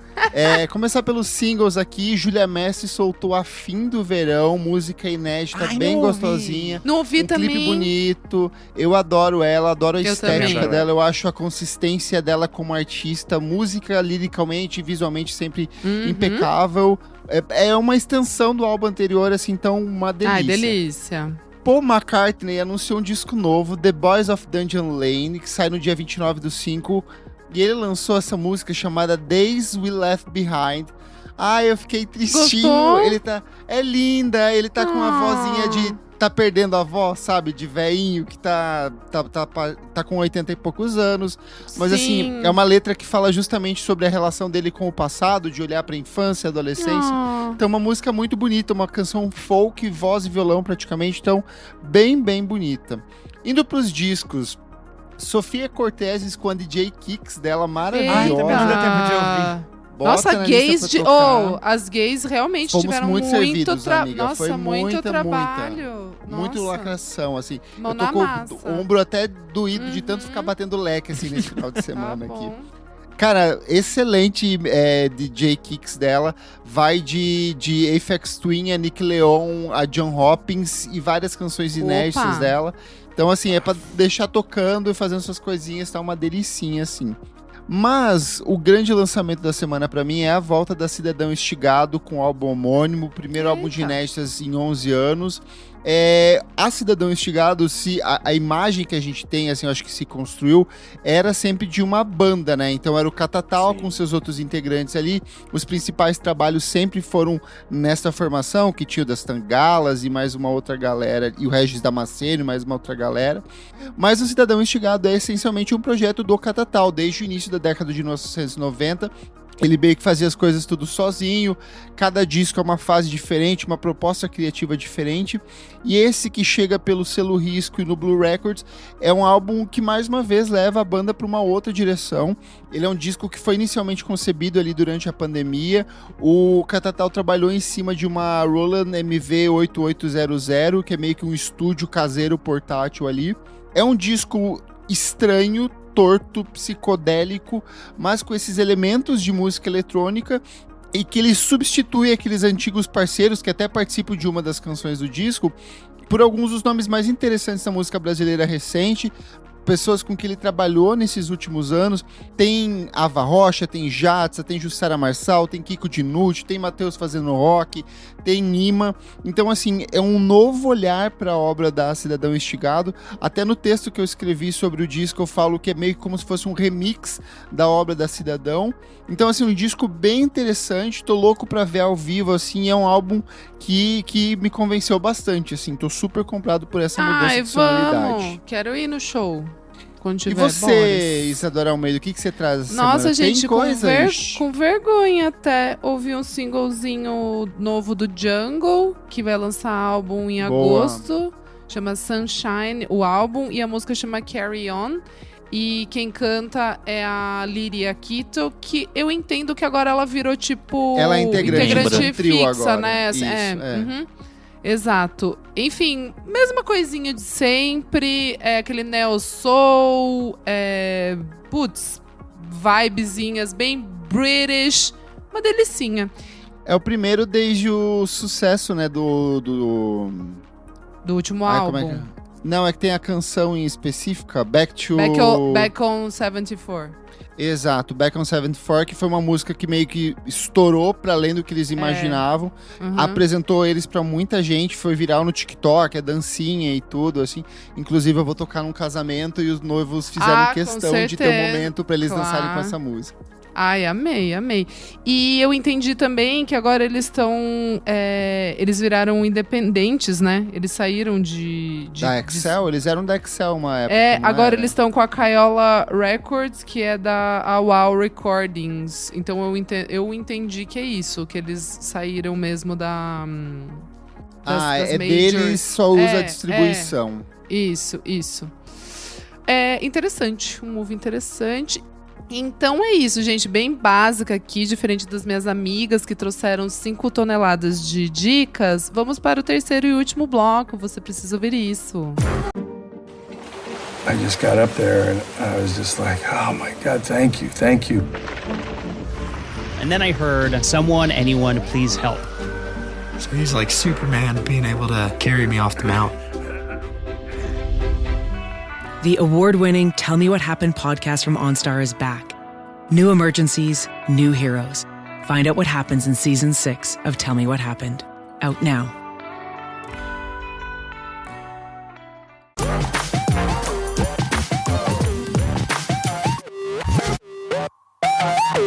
Chegamos ao terceiro e último bloco. Você precisa ouvir isso. Renan Guerra, o que é esse bloco? Nesse bloco a gente dá dicas atemporais. E que dica você tem hoje? Bom, eu poderia dar dicas que são mais temporais. Por exemplo, o filme O Olhar Misterioso do Flamingo está em cartaz. Mas eu escrevi um texto lá no Screenel, aí vocês podem ler, assistam o filme, é lindo. Mas ontem eu fui ver outro filme que eu não sei onde vocês vão conseguir ver, porque eu vi na Mostra Farol, que eu já tinha indicado aqui. Eu e Isabela Yu fomos ver Queer Panorama, que é um filme de Hong Kong, dirigido pelo Jun Lee. E eu saí completamente enlouquecido por esse filme. É um filme todo filmado em PIB, assim. Ele Você postou, né? Eu vi. Sim, ali que fiz você um post postou. sobre ele, que eu fiquei meio mexida. É basicamente um menino gay que ele vai tendo encontros sexuais com diferentes caras. E a cada novo encontro, ele meio que vai assumindo as personalidades dessas pessoas que ele encontrou. Tipo assim, hoje saí com um arquiteto. Aí amanhã ele sai com outra pessoa e diz, meu nome é fulano, eu sou arquiteto.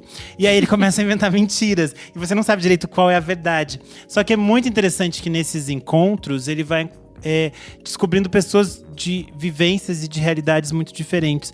Hong Kong é uma grande megalópole, né? É um espaço de muita circulação, de muitas pessoas. É um centro comercial mundial. Então ele vai encontrar, sei lá, gringo que vem da Inglaterra ou dos Estados Unidos para fazer negócio lá.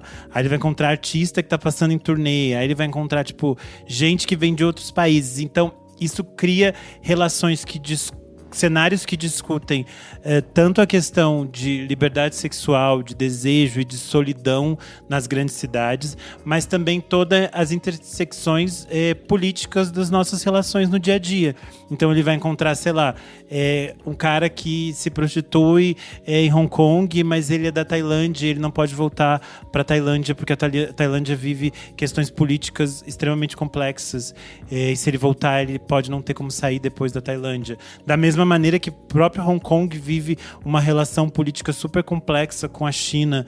Então, o filme cria esses diálogos, assim. Então, sei lá, ele vai se encontrar com um cara que é um homem gay de origem iraniana, mas ele mora meio distante de tudo em Hong Kong. São relações muito interessantes e é tudo muito bem construído. E o filme é muito leve, o filme é muito divertido, apesar de várias questões muito delicadas. A fotografia é belíssima. Acho que é um filme muito moderno para pensar relações e sexualidade no nosso tempo, assim. E nesse momento, eu não sei se ele vai ter alguma distribuição brasileira. O filme foi premiado com o Prêmio da Diversidade ano passado na Mostra de São Paulo. Ele foi um dos grandes sucessos da Mostra de São Paulo. Todo mundo falava, tipo, você viu o Queer Panorama? E eu não tinha visto, eu me sentia por fora. E agora eu vi, e eu realmente entendi.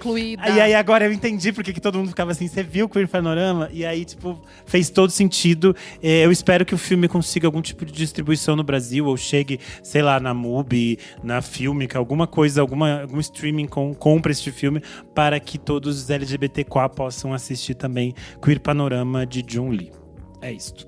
Boa, bom demais. Vai lá, Isa, sua vez. Gente, faz tempo que eu não trago esse tipo de dica, né? Mas eu cheguei com dica de Segunda Guerra Mundial. Vamos lá.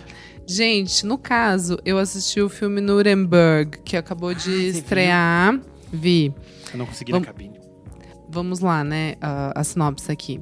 Um psiquiatra da Segunda Guerra Mundial avalia líderes nazistas para os julgamentos de Nuremberg. Ele fica obcecado em compreender o mal, formando um laço perturbador com Hermann Göring. Vamos lá. É um filme meio hollywoodiano demais, tipo, me pega um pouco assim. É dirigido pelo James Vanderbilt. Tem o Russell Crowe fazendo o Hermann Göring e tem o Rami Malek que faz o psiquiatra que, tipo, eu não consigo ele, cara. Eu não consigo, tipo, é foda. Ele tá com dentadura? O pior é que eu tenho muita tristeza, porque o Rami Malek era, tipo, uma das artistas que eu mais amava antes do... Eu não sei quando, porque todas as coisas que eu assisto com ele, eu não consigo. Não, Mr. Robot, ele é muito bom.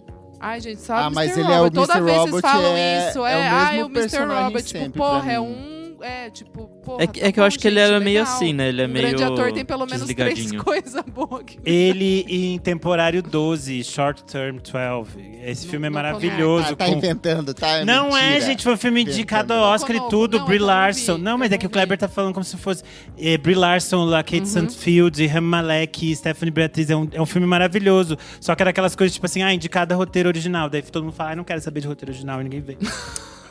Mas é um filme maravilhoso. Tá, bom, mas enfim, o filme foca... Ele é baseado num livro, o psiquiatra e o nazista é o nome do livro, enfim.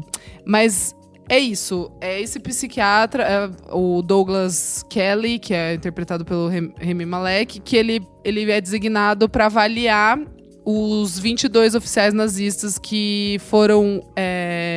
que viraram prisioneiros, né? Que acaba a guerra em 45, e daí eles são encontrados. E é muito louco, porque o Hermann Göring, ele meio que ele se entrega.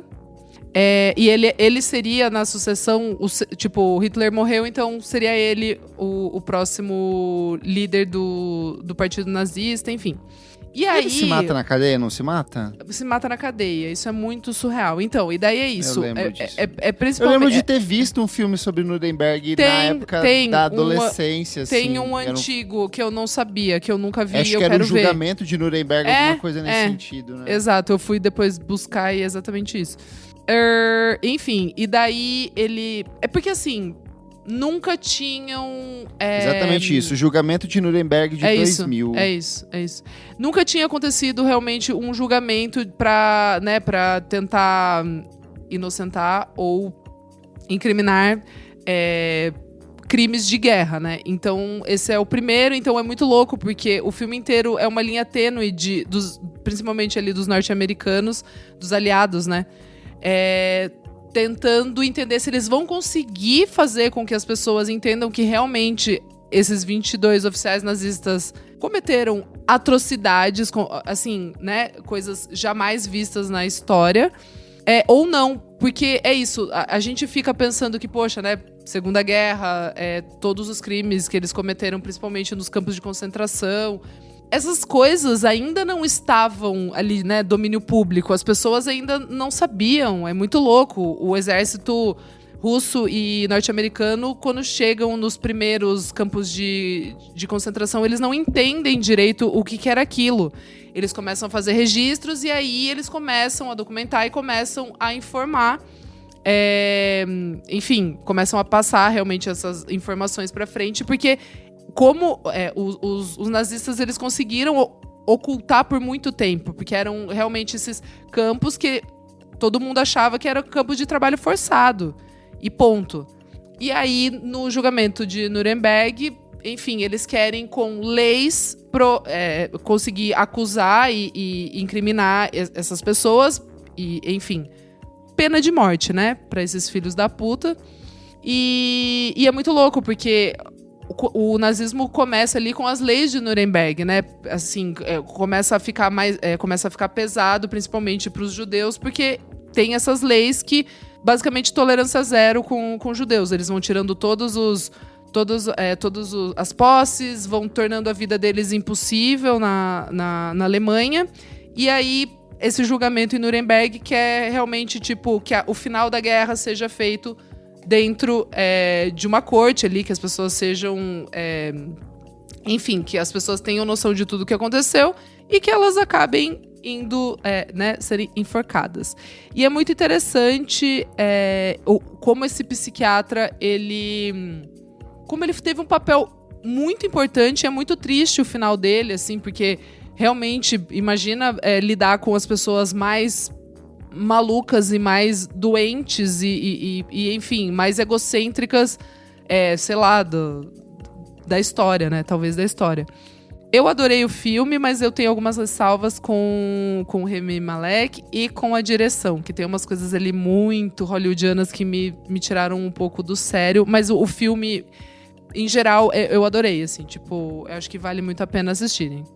É o julgamento de Nuremberg que a Hannah Arendt vai acompanhar, e depois ela vai gerar diversos livros que ela discute como o mal e todas as questões em torno do nazismo fazem-se pensar sobre a nossa relação com o mundo, né? A Hannah Arendt era uma filósofa alemã de origem judaica. Ela vai lançar um livro específico sobre Nuremberg, que é o Eichmann em Jerusalém, que tem o subtítulo de um relato sobre a banalidade do mal, que dela vai cunhar esse termo. Então, acho que é um tema muito complexo e espinhoso, né? Então, muito. É difícil. Sim, mas é interessante. Convido as pessoas a assistirem, porque eu que gosto, né, do tema, assim, poxa, esse julgamento é muito fresco na minha memória de assistir documentários e filmes, mas acho que não é tão, assim, para as pessoas que, enfim, sei lá, aprenderam na escola e depois não foram voltar no assunto, enfim. Acho e que esse tema também, interessante. hoje em dia, é importante, né? Que as pessoas relembrem, acho que as pessoas estão Exato, esquecidinhas as pessoas um pouco. exatamente, é pra nunca... E é isso, né? Eles colocam essas pessoas ali diante das câmeras e gravado, né? Tipo, tudo é gravado, ali, documentado, pra que as pessoas não esqueçam. Porque eles poderiam ter matado todos esses oficiais e não ter ouvido e que as pessoas ouvissem os crimes que eles cometeram, né? Enfim. Sim. Boa, vai lá, Kleberfak. 2 dicas rápidas aqui. A primeira é que o álbum de estreia da Vanguard de 2007 finalmente entrou em todas as plataformas de streaming. Nossa! Era o único que faltava, nunca tinha subido, mas saiu pela DEC agora no dia 2 de abril. É o disco que eu gosto bastante, um dos discos que marcaram minha adolescência e fico feliz que agora está disponível em todas as plataformas de streaming. Eu adoro esse. E por último, MIA, nossa MC H-Bax, volta ao Brasil em novembro. Vai se apresentar aqui em São Paulo, né? Tem um show na Áudio. E aí eu lembrei que o Edu Oliveira, do podcast Me Conte Uma Fofoca, e eu gravamos há muito tempo atrás um Clássicos VFSM sobre o Kala, que pra mim continua assim, discão, uma das obras mais essenciais da música Muito pop foda. eletrônica O Arular periférica. Também, eu amo. O Arular também Meus são 2 avós da minha discos vida. excelentes, assim.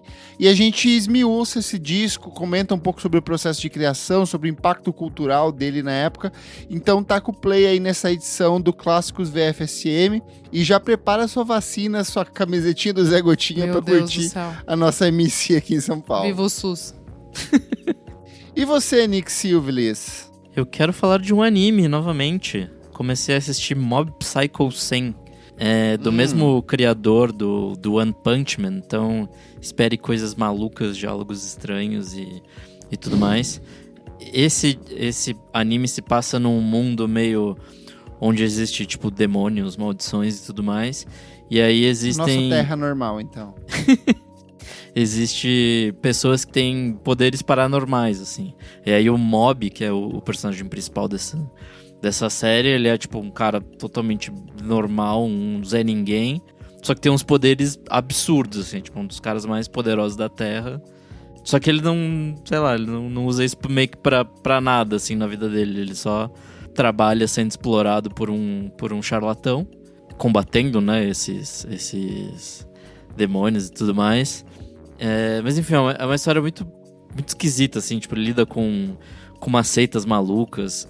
Uma delas é a Rap Science, que é uma seita factual no Japão, e se eu não me engano é essa que levou à morte do Shinzo Abe, que era o primeiro-ministro de extrema-direita do Japão e tal.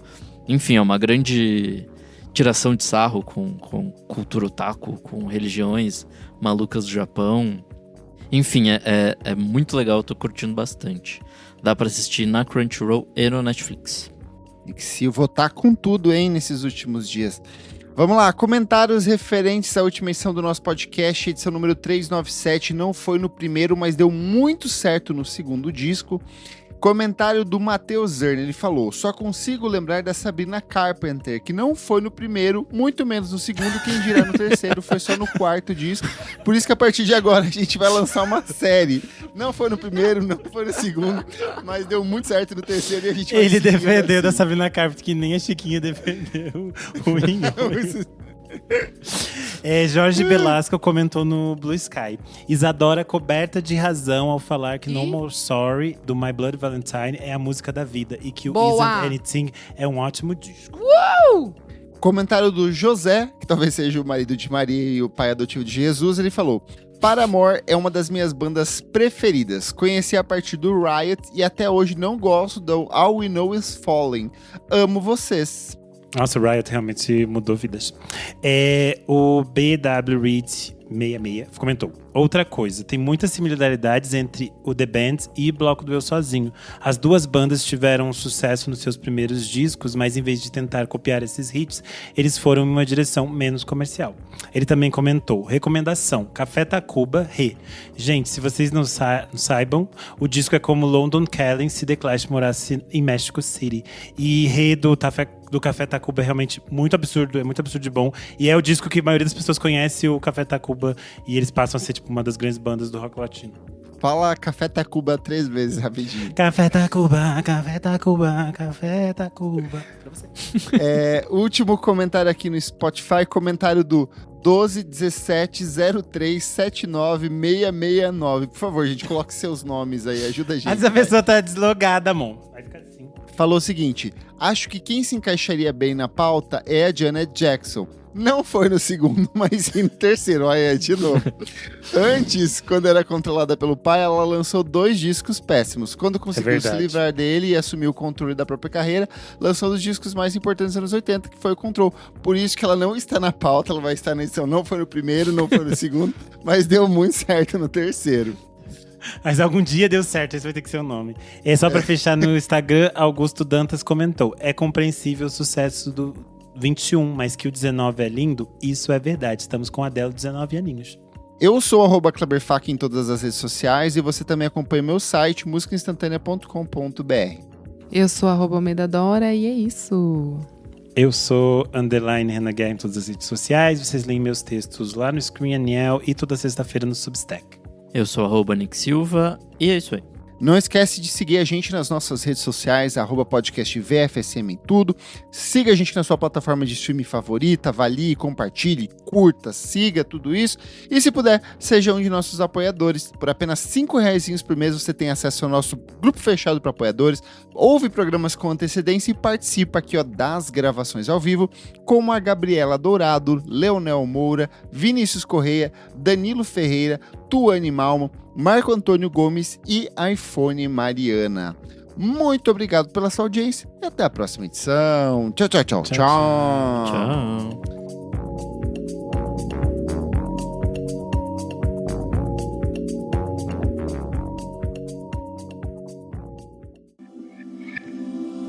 Esse podcast foi editado por Nick Silva.